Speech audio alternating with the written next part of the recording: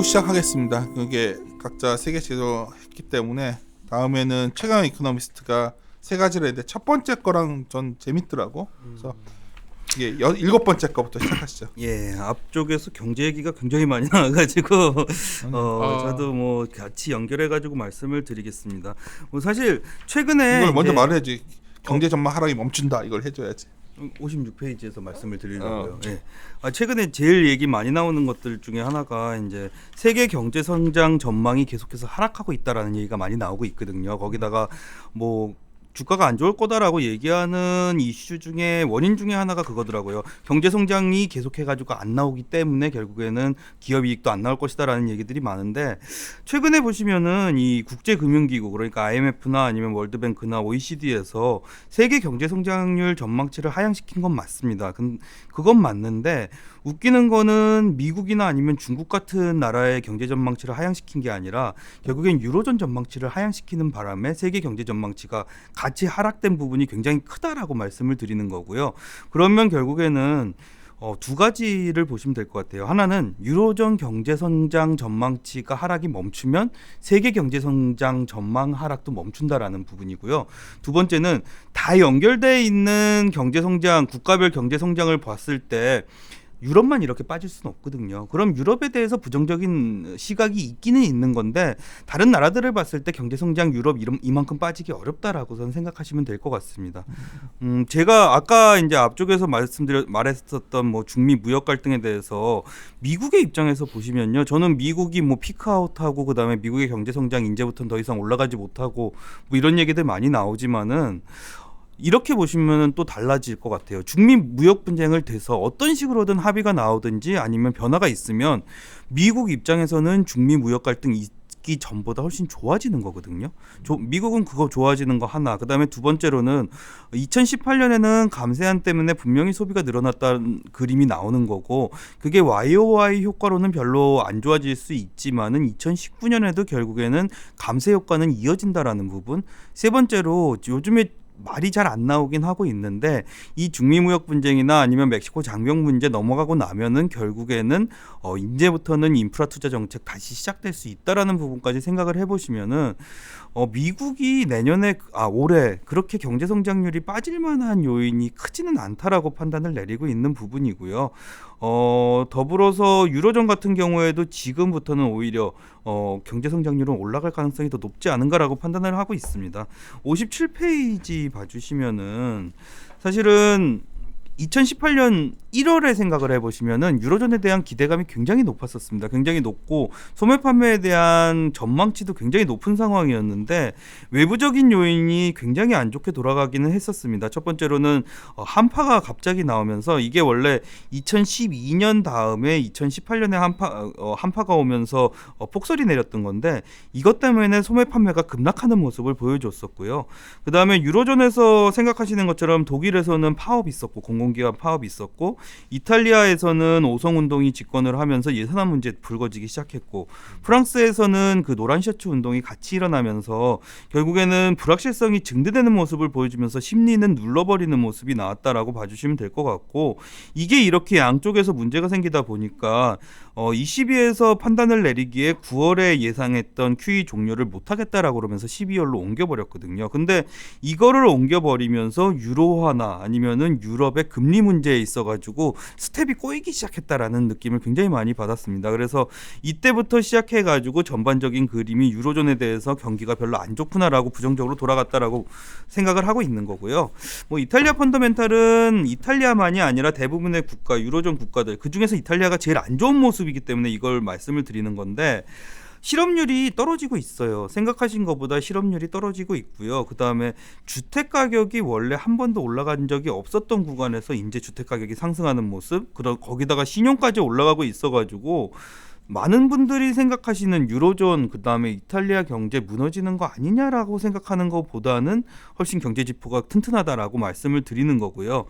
아까 말씀드렸던 것 중에 한파가 왔었다라고 말을 했었는데, 이 한파가 되게 재밌는 게요, 로마 기온을 보시면은 2012년에 영하로 잠깐 내려갔었고, 그 다음에 영하로 내려갔었던 게 2018년이었거든요. 근데 이것 때문에, 한파 때문에 동상 사망자가 나왔다라는 얘기가 많이 나왔어요, 뉴스에. 근데 근데 이게 뭐였냐면은 이탈리아 같은 나라에서는 영하로 내려가거나 아니면은 폭설이 내린 적이 없었던 국가거든요. 그래서 이거에 대한 대비책이 전혀 없었고요. 이게 내려가다 보니까 전기가 멈춰버리는 현상이 나타나고 그래요? 그 전기 때문에 살기 좋은 나라다. 그러니까요.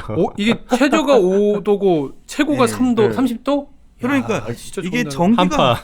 전기가 멈추니까 난방이 안 돼가지고 아. 그 난방이 안 된 것 때문에 죽어버린 근데 거예요. 사람이 죽었다는 거죠? 예, 동상으로 죽었는데 그러면 어, 이태리 갔었잖아요. 예, 이게 근데 죽을만한가? 이태리에는 없었는데 프랑스 불황자들 보니까요, 얘네들은 전혀 그 추위에 대비가 안 돼 있더라고요. 길에서 그냥 길바닥에 길에서. 물이 고여 있는데 거기서 그냥 누워 있는데 제가 한 5시간 간격으로 거길 지나갔었는데 계속 누워 있더라고요.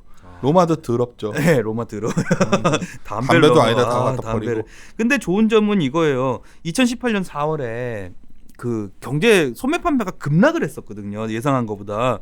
근데 올해 같은 경우에 보시면 제가 이탈리아를 갔다 온 게 1월 중순부터 말까지 갔다 왔었거든요. 그렇게 보시면은 이탈리아 로마가 정말 따뜻합니다. 정말 따뜻한데 기온 변화 전망 자체가 올해는 평년 기온하고 동일하게 지금부터 올라간다라고 예상을 하고 있거든요.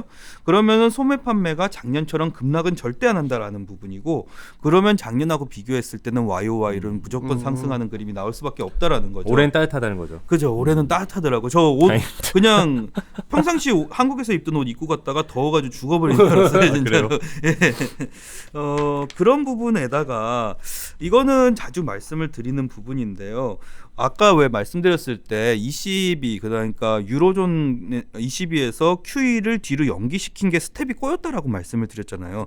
저는 오히려 ECB에서 9월에 무조건 QE를 종료시켰어야 된다라고 말씀을 드리고 있습니다. 왜냐하면은 미국하고 유로존하고 둘이서 금융 정책의 차이가 너무 많이 났다라는 부분이고요. 그거를 유로존이 올려줘가지고 결국에는 독일이나 뭐 독일을 대표 금리로 생각을 하면 되긴 하지만은 독일이나 유로존 국가들의 국채 금리가 이제는 올라와야지 결국엔 은행 업종의 수익성이 다시 올라갈 수 있다라는 부분이거든요. 그래서 은행업종 수익성이 올라가야지 결국에는 30%를 근데 도이치방크 같은 좀 다른 이슈였잖아요. 여러 가지 이슈가 많은데 이 밑에 보시면은 BNP 파리바나 인테사 상파울러 같은 경우에도 이게 지금 12월에 QE 종료 한 대박살이네, 다음부터 진짜. 주가가 올라가기 시작하거든요. 이게 주가 수익률을 낼 수 이거 있는 우리나라 은행주랑도 비슷하네. 그렇죠, 그렇죠. 네. 결국 유럽 은행주하고 우리나라 은행주하고 거의 비슷하게 보시면 돼요. 그렇게 달러의 갈 수밖에 전환이라든지 없죠. 예. 실물 경제에 대한 판단이라든지. 맞아요. 미국과 유로존의 금융 정책이 너무 상이하니까 예. 이게 미국도 혼자 갈 수가 없다는 걸 안 것 같아요. 그렇죠. 얘들도 지금. 그래서 오히려 음. 좀 이쪽은 한쪽은 이쪽으로 가고 한쪽은 이쪽으로 오고. 많은 분들이 그러니까 뭐 미국에서 너무 경제가 안 좋으니까 금리를 인하할 수도 있지 않냐라는 얘기를 하지만 저는 느낌을 받는 건 그런 쪽이 더 강한 것 같아요. 그러니까 ECB가 올 때까지 기다린다라는. 야, 1월 ISM 제조시 봐도 그 신규 주문이 상당히 좋아요. 58.2인데 이렇게 미국은 수요가 굉장히 살아있어. 미국 혼자 양호한 거야 지금도 어떻게 보면. 미국은 참 아니, 지금 미국 경제 지금 좋은 국가. 내가 봤을 때는 지금 유럽과 중국이 우리가 이제 턴어라운드 배팅을 하자는 얘기지 이쪽에 비해 미국이 훨씬 굳건하게 지금 여전히 미국은, 버팀목이 되고 예. 있는 상황이에요. 지금 유럽을 말씀 주시는 거는 저희가 하도 미국, 중국만 예. 두 빅맨만 막 생각하다 보니까 유럽이 안 좋았다는 거는 저희랑 연관되는 부분은 이머징이랑 어떻게 보면 동행하게 움직이는 그럼요. 부분들이 있기 때문에 그 네, 측면에서 그렇죠. 말씀해 주시는 거죠. 그러니까 유로존 같은 경우에는 이걸로 유로존 경제가 올라갈 수도 있지만은 두 번째로는 유로존의 금융업종이 좋아지면은 결국에는 금융업종이 좋아진다라는 거는 바깥쪽으로 나가는 투자를 늘릴 수 있다라는 거거든요. 투자를 늘릴 수 있다라는 그림이 나와주면은 결국엔 이머징 쪽으로 유로존은 어쩔 수 없이 이머징하고 연결이 되는 수주 산업들이 많다 보니까 그쪽으로 그쪽으로 연결이 될 조선도 수밖에 그렇고 없다는 대부분의 거고요. 시크리컬들이 유로존에서 대출을 돌려줘야 돼요. 그런 것도 있죠. 그동안 저희 조선산업도 보면 이제 한국 조선업체가 엄청나게 MS를 뺏어온 거지 조선의 발주량이 막 전체적으로 폭발적으로 늘어난 그렇죠. 건 아니었잖아요. 아니죠. 그렇죠. 중국이 안 되는 거지 조선이. 예. 뭐 두 번째로 말씀드리는 이거는 굉장히 정말 아웃라이어예요. 이거는 예. 저는 유로존 쪽에서 연장 될 거 가능성이 있어 좀. 가능성은 있죠. 굉장히 낮아요. 가능성은 근데 이거 혹시 있죠. 들으시는 예. 분들 얘도 그냥 막 나오네 하시지 말고 그냥 아웃라이어예요. 희박한데. 예. 근데 제가 말씀드렸던 것 중에 하나는 영국이 생각보다는 굉장히 당황을 한 것 같다라는 여론도 굉장히 지금 꼬이는 것 같아요. 사방에서 의회에서도 그렇고 메이 총리도 그렇고 여론도 그렇고 이게 전부 다 엇박자가 나고 있잖아요. 이게 각자가 생각했던 그림들이 원래는 처음에는 제가 보기에는 의회에서 이런 식으로 나오면은 국민 투표를 해서 통과가 되면 국민들이 생각한 거는 이렇게 해가지고 여기서 밖으로 나가면은 우리는 난민 안 받고 부작용 없이 경제를 EU하고 FTA만 하면서 이끌어 나갈 수 있겠구나라고 생각을 한 것 같아요. 근데 결국에는 협상을 하는 과정에서 보다 보니까는 EU에서 나온 거죠. 왜 우리가 너네가 이렇게 좋게 해야 하는 걸 다 해줘야 되냐라는 식으로 나와버린 거고요.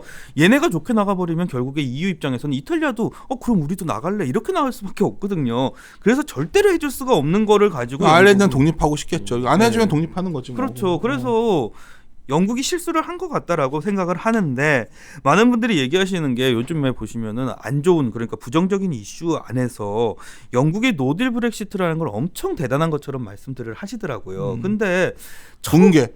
정말 금융시장의 붕괴가 노딜 브렉시트다 이렇게 생각들 하시더라고요. 근데 저는 지금도 왜 그게 붕괴인지를 아직도 잘 모르겠어요. 그러니까 말씀하시는 논리 자체도 잘 모르겠고, 근데 이런 거예요. 2016년에 브렉시트 투표를 해서 통과가 됐을 때 그 다음 날부터 왜 자료들이 잔뜩 나왔었잖아요. 거기서 우리나라의 효과를 분석했을 때 분명히 별 효과 영향 없다라고선 분석이 나왔었거든요.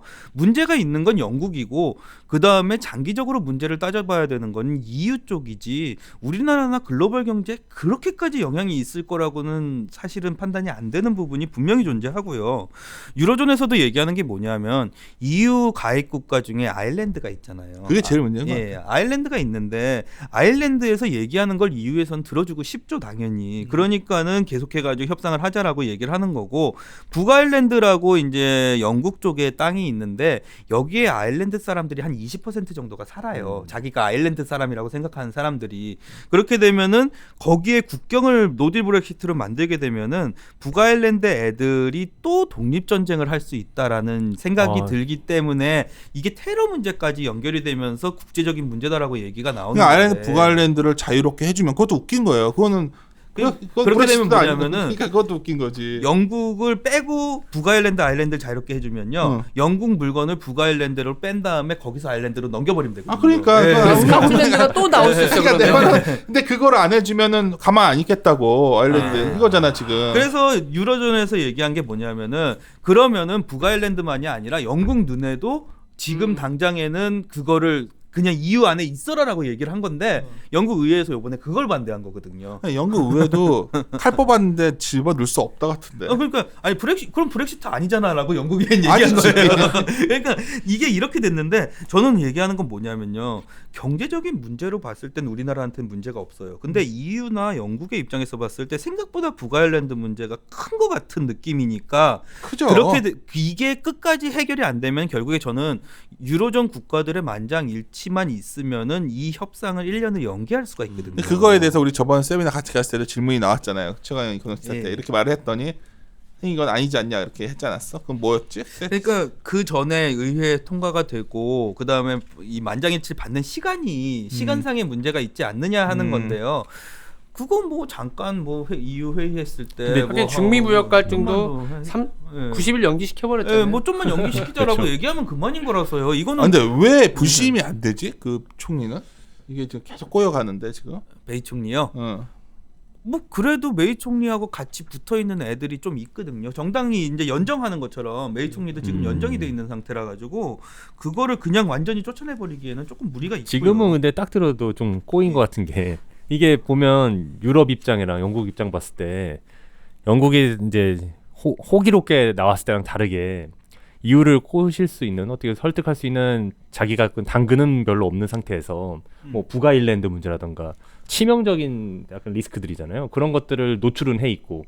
그러니까 그거를 하드보더 이슈라고 하는데 그게 간단한 게 아니라니까요. 이게 그렇죠. 잠깐 무슨 뭐 이게 엄청난 이슈인 건 줄 알고 있는데 그 이슈가 좀 이렇게 될 듯 하면서 안 되는 거잖아 지금. 이거는 저는 그러니까. 이거를 3월까지 끝낸다. 이거 좀 어려울 것 같은 네. 생각이 드니까 그걸 3월까지 급하게 끝내거나 아니면 노딜로 나가버리느니 차라리 협상해가지고 연기하는 게 훨씬 연기하는 낫다. 그래도 연기하고 그러는 질질 얘기를 끌 것 같네. 하는 거예요. 끌려다닐 것 그래서 같네요. 그리고 저는 개인적으로는요.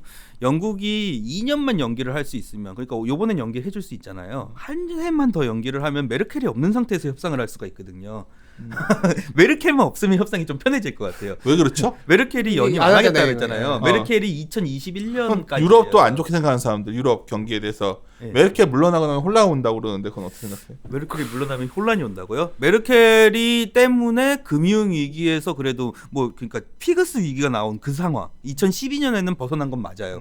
근데 지금 상황에서 보시면은 이탈리아도 그렇고 스페인도 그렇고 프랑스도 그렇고 예산안을 늘린다고 얘기를 했다가 다 튕겨나갔단 말이에요. 그러니까 독일이 너무나 저는 근데 생각이 다른 게 피거스 위기가 온 거는 메르켈 때문이에요. 재정 건전화를 그렇게 했으면 안 돼. 2012년에. 원래 독일 중앙은행의 그 인플레에 대한 공포 때문에 네, 그 재정 끝없이 이러는 그렇죠. 말발을 재정 못하고. 건전화를 그때 약간 방만하게라도 미국처럼 미국이 저기 유럽 보면서 아이고 우리도 이렇게 하면 재정절 그때 버냉키가 2013년에 아이고 우리 재정절벽 때문에 안 된다 이렇게 하면서 완화를 계속 해주고 그때 메르켈이 그렇게 꼬장꼬장하게만 안 나왔어도 경기는 더 빠르게 올라올 수 있었어요. 뭐 이거는 뭐 이견이 있을 수 있지만 네, 그렇죠. 어쨌든 마지막 부분은 동일한 게 마스트리트 조약이라는 거 그러니까 부채 비율 60%하고 재정 적자 재정비 비율 마이너스 3%. 진짜 그건 그게 정말. 1992년 진짜 조약이라니까요. 아직까지 그걸 하니 이태리 애들은 막 죽을라 그러죠. 죽으려고 하는 거지. 얘들은 재정 상황이 완전 그렇죠. 다른데. 완전 다른데. 그래서 저 이탈리아하고 프랑스하고 갔다 와봤는데 어떻습니까? 되게 조용해요. 되게 조용해서 조용한 곳만 가신 거 저도 아니에요? 솔직히 말해가지고 이탈리아하고 프랑스가 그래도 제일 경제는 유로존 경제의 하키인가 보다 하고 가봤는데 프랑스도 사실 노란 셔츠 회사에서 그렇게 탐방 문제 보내주고 지가 없더라고요. 놀러 간 거야. 근데 어쨌든. 이 시점에서 아까 말씀하셨던 뭐 오성운동, 노란셔츠 이런 것들은 어떤 의미가 있는 거예요? 오성운동 같은 경우에는 이제 포퓰리즘 정당이라고 얘기를 하고 걔네들 때문에 정치적인 그러니까 불협화음이 날 수 있다라는 걸 우려하는 거거든요. 근데 사실은 저는 오성운동이 하는 정책에서 만약에 포퓰리즘적인 정책이 너무 세게만 안 나가준다면은 재정 확대 정책은 어떤 괜찮은 것 식으로든 같아요. 긍정적이다라고 네. 보고 있는 거고. 그래서 저는 메르켈이 물러난다고 해서 리스크가 아니라 오히려 우리는 리스크라고 생각했지만 그게 사실은 리스크가 아닐 수도 있다는 살짝 생각을 방만해지는 거네요. 아니. 방만이라는 게 아니라 너무 타이트했다니까요. 너무 타이트했던 거죠. 어. 그래서 우리가 처음에는 이코노미스트들은 유럽이 잘한다 했었어요. 미국은 저거 큰일 났다 쟤네 또. 아니 독일이 저- 돈을 결과론도 써줘야 그렇고. 돼. 미국이 그 마찬가지로 독일도 돈을 써줘야 되고 그렇죠. 어떻게 보면 규제 완화 쪽으로 이게 나중에는 독일이 이렇게 해준 게 항구적인 위기가 안 나오게 하는 건 맞긴 하겠는데 우리 주식시장 입장에서는 플럭츄에이션이 있어야 되는데 그게 막아놓은 것 같아요. 그래서 오히려 메르켈이 물러나주는 거는 또 다른 유럽의 또 남유럽 버블처럼 가는 또 근데 어떻게 보면 유럽과 아시아 이머징 이런 쪽들이 좀 정책적으로 좀 강하게 못 나가면서 헤매고 있는 동안 미국 독주했고 그런 거죠. 예, 근데 미국이 규제 좀 완화. 슬로해질 때 또 이게 묘하게 또 얘들이 또 한번 부양 써서 그렇죠, 올라와주면 그렇죠. 인플레도 안 나고 이게 적절하게 뭐 이렇게 좀 좋게 보면 이게 좀 아웃라이어로 생각해 보면 의도하지 않았는데 그게 근데 의도하지 90년대 않은 후반이 것 같은데, 그랬어요. 네. 90년대 후반에 유로존의 유로화가 출범을 하고 1점 초반 때까지 깨지고 그때 독일은 완전 유럽의 병자였고 병자였어요. 갑자기 생각. 그랬어요. 그리고 노동개혁하면서 쭉 올라온 거예요. 기업대에서. 작년에 한차 안 좋을 때 내가 오늘 점심 식사 자리 갔어요. 모 자산 운용사 분들이랑 신중호랑 저기도 아는 친구인데 갑자기 나한테 선사님 그러더니 세계 유로화가 붕괴될 것 같아요. 유로존이 갈라지면서 붕괴되면서 유로화가 폭락하니까 올라간다. 달러가 초강세로 가기 때문에 전세가 망한다는 거야. 막 무너진다. 근데 내가 그 말만 딱 했어.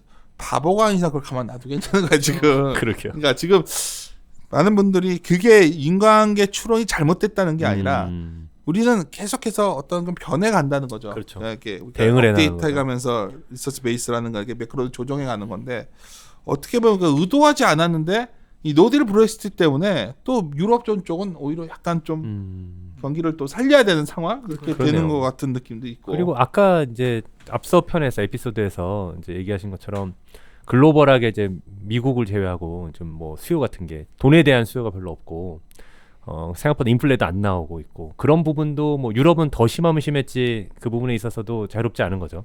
그래도 조금씩 올라왔어요. 조금씩 올라오고요. 대출 증가율이 그래도 조금 마이너스는 아니고 플러스인데 예전에 어떤 레벨에 비해서는 뭐 반토막이 난 상황에서 레벨이고 그렇게 좋은 미국도 예대율이 77%라니까요. 그렇게 돈이 많이 그렇게 경기가 좋은 미국도 돈의 자금 수요자가 그렇게 많지가 않아요. 지금. 그러니까 여전히 지난 금융위기 때 후유증에서 못 벗어난 못 게 벗어나고 있는 벗어났네요. 거예요. 예. 그때 돈을 함부로 써가지고 뭐 방망이 분위기가 끄는 왔다. 그래서 막 계속 규제를 하면서 계속 이러고 있는데 이걸 서서히 푸는 상황. 조금씩 푸는 거죠. 왜? 중국도 정치 사이클하고도 연결되어 있으니까 뭐든지 규제. 우리 아까 이제 전 시간에 센터님도 집권 3년 차에 규제 완화라든지 인플레이션 유발 정책, 미국의 대통령도 마찬가지고. 영국의 브렉시트라든지 독일의 메르켈 총리 사실은 왜 변해야 돼? 정치 사이클하고 맞물려 있으니까 정책적인 변화가 없으면 이 뻑뻑한 삶에서 표를 얻을 수가 없다라는 거죠. 그렇죠. 네. 그래서 9번째가 이게 이제 어쩌면 상반기에 해외 투자하신 분들한테는 중국이 한번 볼만한 거지. 상반기에 해외 투자하신 분들. 작년에 너무 많이 빠졌잖아요. 그러니까 작년에는 우리가 끝없이 넷플릭스 이런 걸 얘기했다면 이거는 길게 보면 좋은데 그렇죠. 당장 보면 중국이 이대로 놔두면 망가질 것 같기 때문에 턴어라운드를 이게 쉽게 해서 굉장히 안 좋아요. 기업들 보면은 막 다 망할 것 같고 지금 막 그런데 이럴 때 고민스러운 게 중국이죠. 아니 저는 이게 67페이지 보시면 것처럼 그러니까 중국에서 정책이 발표된 다음에 딱 머릿속에 떠올랐던 건 이때 정책이었어요. 그러니까 2004년 말에 분명히 외국인이 매도세로 전환을 했었거든요. 코스피에서.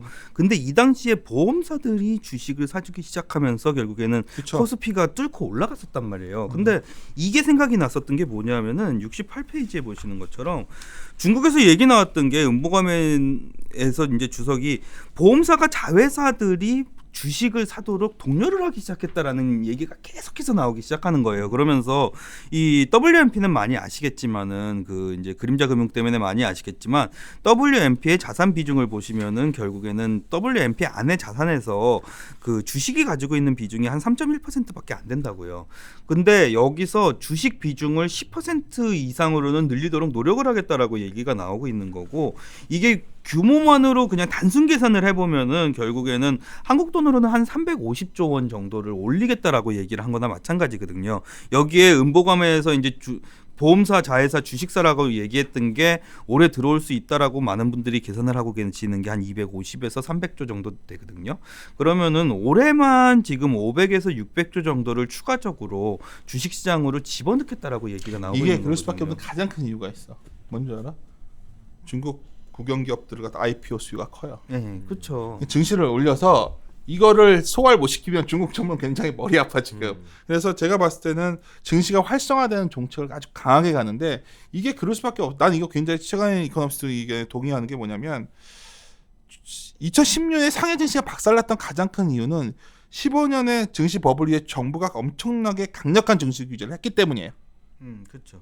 완전히 반대 사이클로 여기도 180도 돌아왔어 지금. 그래서 대표적인 게 2월 1일 날도 뉴스가 나왔었는데 결국은 그 QP 있잖아요. 적격 외국인 투자 그거랑 위안화 적격 외국인 투자 그거 갖다가 프로그램 통합해가지고 규정 초안도 나오고 이게 뭔가 이러다가 나는 외국인들한테 주식 투자하게 해줄 것 같아. 조금씩 늘리고 있어요. 아니, 늘리는데 네. 이걸 좀 더 제도를 마련해서 뭔가 중국의 입장에서 증시가 돌아서서 올라와 줘야 지네 부채 문제 실마리가 풀리기 때문에 그럼요. 자본을 답이 키우는 없어, 중국은 방법도 지금. 있고. 방법이 없어.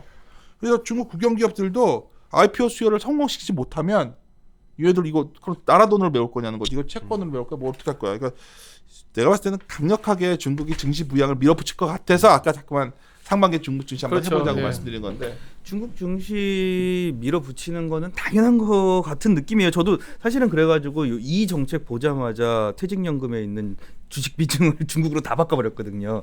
이제 해야겠다. 최근에 이거 진짜 잘하거든. 다 바꿔버렸는데 이게 70페이지 보시는 것처럼 근데 요번에 참 묘했던 게 중국 쪽에 이제 주식을 올리는 거면은 주식만 올리려고 그러는구나라고 생각을 했을 텐데 의외로 자산 가격을 올리려는 전체 시도가 조금 있는 것 같더라고요. 그 얘기는 첫 번째는 아까 IPO나 아니면 외국인 자본을 받아들인다는 부분도 분명히 존재하지만 두 번째로는 아직까지 안 썼던 중국 정책 중에 하나 그러니까 웰스 이펙트를 올려가지고 소매 판매 속도를 좀 더 빠르게 나올 수 있게 하는 정책을 쓰겠다라고 얘기를 하는 것 쓸게 같아요. 없거든.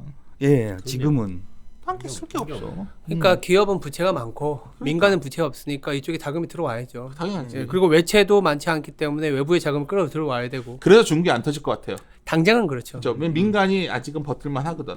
민간의 부채 올라가고 외자 유치가 그러니까 소위 말해서 외채가 많아진 상황에서 지표가 안 좋아지면 이제 그때 가서 고민해야지. 이제. 그치. 이제 한국도 IMF 극복했던 게 뭐 우리가 금모으기 한 것보다 민간 부채가 적었어요 그때. 그렇게 사실 그렇죠.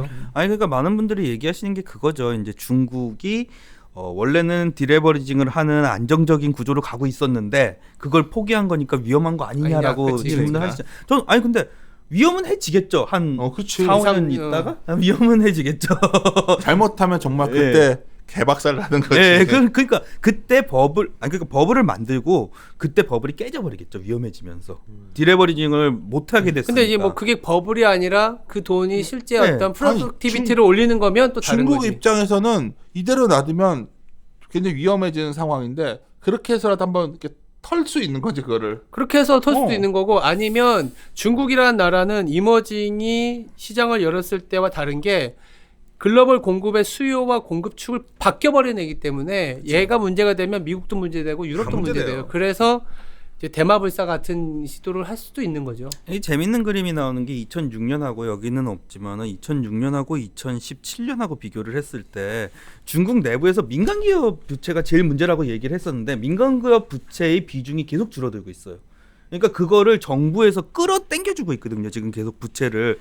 그러면은 그걸 다시 IPO를 통해 가지고 민간하고 외국인으로 빼버리면은 결국에 나오는 얘기는 민간 부채가 늘어나면서 정부 부채는 계속해 가지고 민간 기업 부채를 땡기는 거고요. 민간 기업 부채는 계속해서 줄어드는 거죠. 그러면은 전체 부채 양으로 봤을 때는 250% GDP 대비 250%가 동일한데 전체적인 비중 자체가 유사해지는 그림으로 나가는 거죠. 그러면은 기업이 망한다는 그림 자체도 약간 약해진다라고 보시면 될 것 같고요. 사실 미국 입장에서는 욕할 게 안 되는 게 미국도 GDP 대비 250%거든요. 그러면은 중국이 전체 통으로 쳐가지고 망한다라고 그러면 미국도 망해야 된다라는 그림하고 똑같은 거라서 사실은 저는 폴 크루그만이 얘기했던 게 제일 맞다라고 보고 무슨 있어요. 말인데? 그러니까 GDP 대비 부채 비율이란 거는 GDP를 늘려야 되는 거지 부채를 줄여야 되는 문제가 아니다라고 얘기하는 게 그때 뭐 예. 부모 문제 갖고 얘기했던 예, 거. 저는 그게 무조건 맞는 얘기다라고 보고 있는 거고요. GDP를 부채를 줄여가지고 멈추려는 순간에 GDP가 줄어들면서 망해버리는. 그게 일이 유럽의 나와요. 피그스 예, 위기라니까. 그래요. 그리고 메르켈 얘기가 아까 나온 거야. 그래서 재정 건전화. 그리고 요것도 제가 또 좀 이게 네. 주택 대출 금리를 처음으로 이제 뭐 생애 첫 주택 그쵸. 대출이라는 거는 우리나라처럼 우리나라도 왜 처음으로 주택 대출할 때 그 금리 좀 우대금리 그쵸, 해주잖아요. 우대금리 해주죠. 근데 그거를 2016년부터 시작해가지고 계속 올렸었거든요. 근데 그거를 뭐 거의 한 30개월 만에 이제 내려가기 시작하니까 그러면은 이 3선 도시나 1, 2선 도시의 토지 공급은 줄여나가고 있고 지금 거기에 돈 빌리는 돈 가격은 내려주고 있고. 그 얘기는 결국에는 집 사가지고 그렇네요. 나라는 소리랑 똑같은 거거든요. 이게 그다음에 집값 올리는 저는 소리예요. 이렇게 이해하고 있었거든요. 그동안 이제 말씀하셨던 웰스 이펙트를 중국에서 잘 안 쓰고 부동산 좀 잡으려 그러고 그런 이유 자체가 이제 공산당 아닙니까? 예. 사회주의고 그러다 보니까 가치가 충돌하는 거죠. 그래서 이 주민들 그러니까 시민들 뭐라고 해야 될까요? 하여튼 이 나라의 사람들이 살아야 될 곳에 대해서 가격이 오르는 거에서 부담을 느꼈던 거죠. 근데 이걸 보고 딱 느낀 점은 그러한 가치를 지키기에는 지금 생전 처음 겪는 거 아닙니까? 미중 무역변을 겪고 있고 혹시나 여기서 GDP가 꺾이고 나라가 무너지면 훨씬 더 큰 걸 잃는 거죠. 그렇죠. 저는 정책이 조금 더 빨라질 것 같은데 변화가 됐네요 이미. 그렇죠. 이제 계속 변화를 하겠죠 중국은. 그리고 중국이 변화하는 거는 우리가 지금까지 봐오던 경제적인 이론으로 맞춰서 보면 안 될 것 같아요. 걔네들은 우리는 진짜 처음 경험해보는 나라거든요. 그래서 걔네들은 걔네들 나름대로의 그 정책 변화를 좀 봐줘야 될 필요는 있을 것 같고요. 그래서 하여튼 해설 이렇게 하고 보니까 막 우리가 엄청나게 자신이 있어하는 것 같지만 사실 이 자료의 기본 생각은 이런 거예요. 아웃라이어. 굉장히 통계적 관측치로 보면은 가능성이 높진 않지만 오히려 그렇기 때문에 가능성이 높아지는 거고 제가 드리고 싶은 말씀은 사실 우리가 이렇게 여러 주장을 했어요. 3명 있어. 근데 이러한 데에서 근거가 부족할 때 변화가 시작하는 경우가 무서운 장입니다. 그렇네요. 인과관계가 워낙 드러나고 근거가 너무나 명확해지고 합의가 이루어졌을 때는 수익의 기회가 크지 않아요. 만약 우리의 주장대로 안 될 확률도 매우 높지만 아웃라이어니까 된다면 아웃라이어 그 자체가 어쩌면 2019년의 기회가 아닐까 저희들은 그러한 취지에서 우리가 세미나를 진행을 하고 있고 세미나 내용을 일단 방송으로 올렸는데 약간 접근하기 어려우시면 자료 같은 거 보시고요. 혹시 부족한 이거 의외로 매니저분들 많이 들으실 텐데 저 매니저 기관 투자가들이 불러주시면 가서는 좀 더 상세하게 데이터 갖고 말씀드리도록 하겠습니다. 하여튼 이디엄 몇 회였는지 까먹었네. 29회 29회요? 네. 예. 29회 그러면 3부에 걸쳐서 했는데 영알모티기가 주요 알모티기가 빨리 올려줄 거로 알고서 마무리하도록 하겠습니다. 예, 마무리 짓겠습니다. 이대호다. 이대호!